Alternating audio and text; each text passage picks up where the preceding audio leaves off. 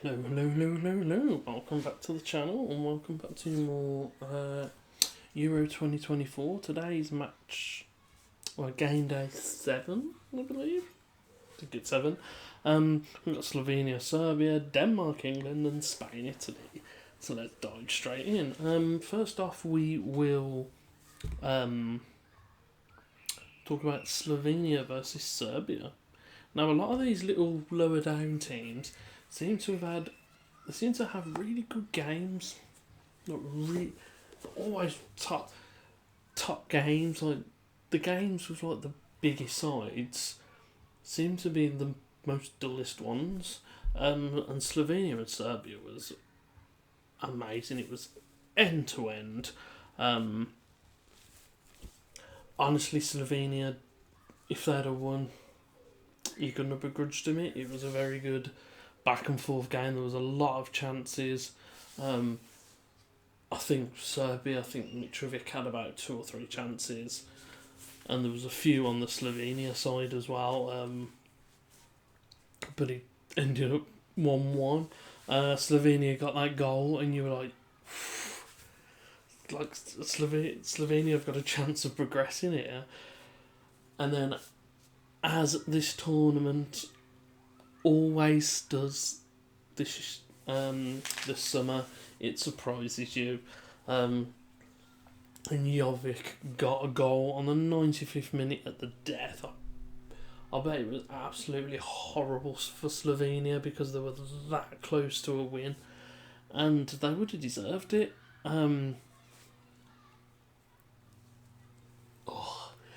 Just can't believe it.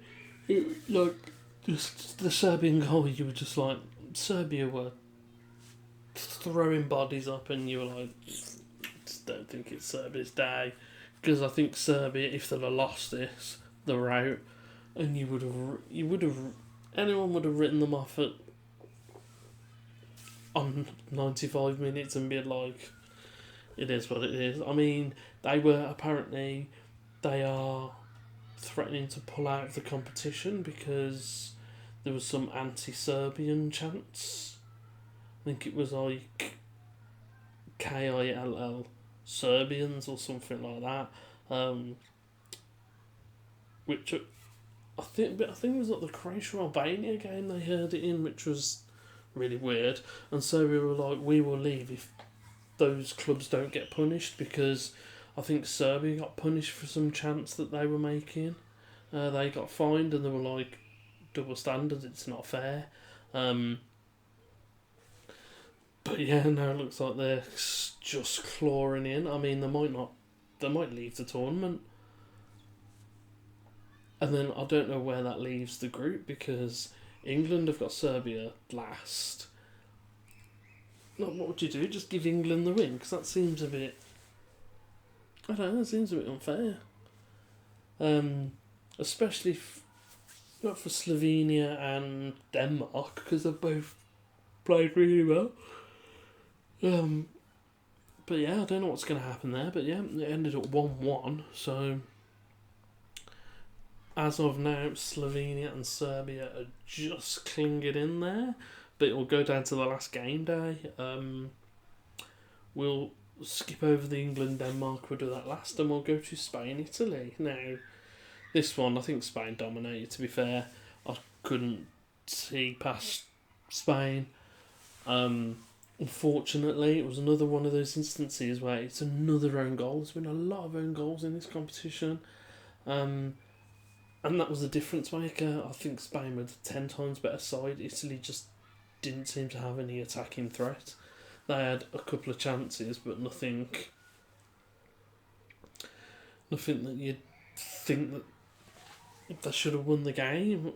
Spain rightfully winners, and this leaves the group on a knife edge now, because obviously Italy are on 3 points because of being Albania.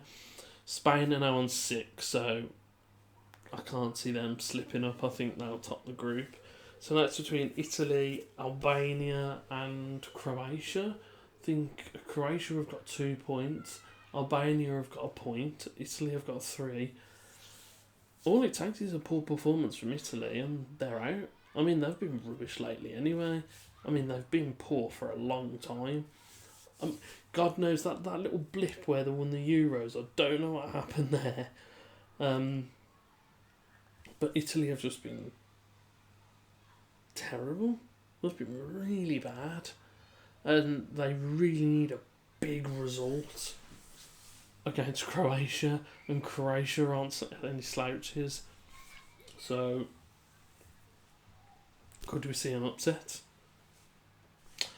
I will just have a quick look at their group. Let's see, you've got Spain, Italy. I mean, Albania are going to have to work some magic to get something out of the Spain game, but they need to win, and Croatia need to win. Italy, they can draw, but they can't afford to lose. But even if they lose and Spain win, no, because then Croatia would have 4 points. No, they have to draw better. Because imagine Albania get a sneaky win against Spain and Italy lose to Croatia. You've got Albania through, but yeah, no, I didn't mean to click on that. But yeah, group details. Last games of the tournament are on the 24th, which is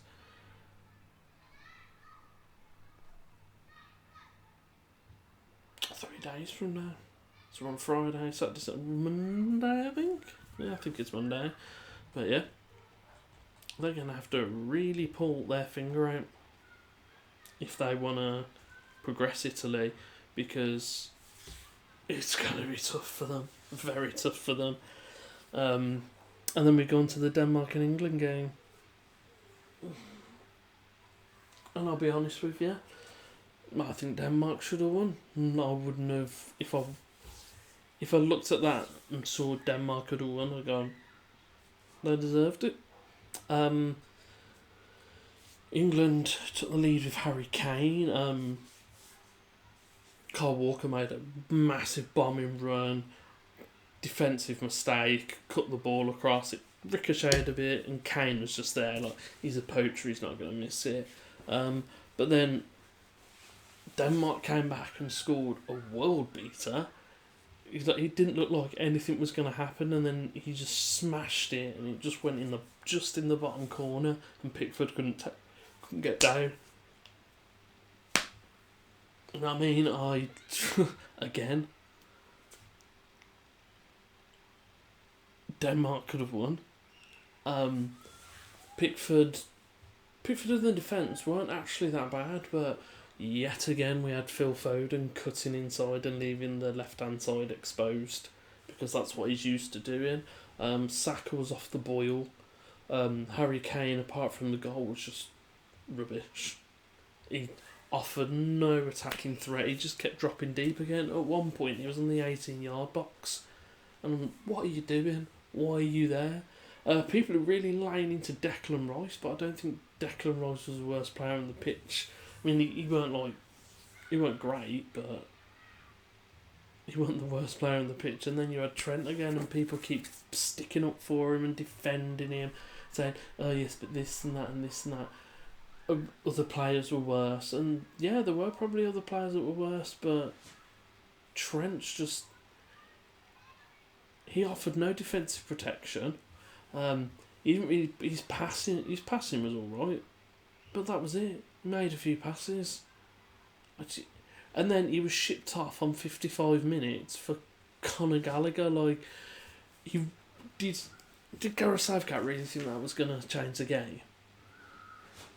And then Conor Gallagher got booked really early and then was on a knife edge. And to be fair, he could have got sent off. There were a few challenges where he could have easily got a yellow card. And then you had Jude Bellingham, who didn't even notice Jude Bellingham was on the pitch. He offered no threat, which is really unlike him. It's like, tactically we are just poor. And even, to be fair, even Alan Shearer on the commentary was ripping into him. They went back to the studio and they were ripping into him. Southgate has got to look at this and go, I've got to change things. I've got to go more attacking because, yet again, England went 1-0 up, dropped back and defended. Didn't go for a second, didn't go for the jugular, go for the kill. And then he brought on Watkins, Eze and Jared Bowen, who didn't have much time to influence the game. Like, I think Ollie Watkins had like one really good shot where he just bombed it through, it was quick, he cut across, shot. I think he should play instead of Harry Kane. Like, I would leave the back line as it is. I would bring in Cole Palmer for Trent. I would put Foden in the middle. Actually, no. Remember, keep the back line as it is because back line didn't really do that badly. I mean, Mark Gay's like, I think he's doing quite well. I'm quite impressed with him. So if you have all that back line, you take Trent out. You put in Anthony Gordon, you put Gordon on the left, you put Foden in the middle, Bellingham can pull back into midfield because Bellingham can get back and defend and he can attack. He's kind of a box-to-box type player. You leave Saka and you put Ollie Watkins in instead of... what's his name? Ollie Watkins instead of Harry Kane, and you could even bring Foden off because he hasn't been very good in either game, and you could put Cole Palmer in. So Palmer in the centre, he can score, he can assist. You've got Gordon's attacking threat on the left, which was really annoyed me. They're not mentioning Anthony Gordon. They're not saying, "Oh, we should bring Anthony Gordon on." You should bring him on. It's, "Oh, we should definitely pay Palmer," but no one's mentioning Gordon. Gordon, he can attack defences. He can take players on, he can get crosses in, he can assist, he can draw fouls. I think he's the best option, and he put Eze on, and Eze tried his best, but nothing really came of it. And I really think he should play Gordon for the last game, and he should drop Harry Kane, and just be like, "Sorry Harry, you've not been up to snuff." But you know he won't do it. All he'll do is, I can imagine the last game, he'll probably bring Trent out and put Conor Gallagher in, and that'll be it. I don't think he'll make any changes, and I wouldn't be surprised if Serbia hit us and possibly we get knocked out. Southgate, it's just, he doesn't know how to play to players' strengths, and he doesn't know how to attack. He's just really negative and defensive. I mean, it's almost like watching Newcastle play under Steve Bruce. And I should know. But, yeah, we look over this group. Again, wide open. All it takes is Slovenia. All it takes is Serbia beat us. Slovenia can still go through. Denmark can still go through. I mean, it'll take a massive turnaround. Because say we lost to Serbia. Say we lost 1-0 or 2-0, it's still the goal difference that is going to be the issue, because I mean, it could even be Serbia and Slovenia win and they go through and England and Denmark go out, or Denmark beat Slovenia and go top, we lose to Serbia. We need at least a draw. We get a draw, we're golden, and we're good at drawing, aren't we? So, but yeah. Just poor. England are poor. I was really confident going into the tournament, and now I've just looked at it and I'm like, you know what? We could easily get knocked out. We're lucky we beat Slovenia on that first day, because Slovenia could have easily drawn against us. But if we play like we're playing, we're not going to get far, because we're going to get into the round of 16 and teams are going to be better than us. Next day is the 25th, so 4 days from now, so we'll figure that out. I think it's Tuesday. Big day. because we could easily get knocked out, but we were just poor again. Just being an England fan, innit, really?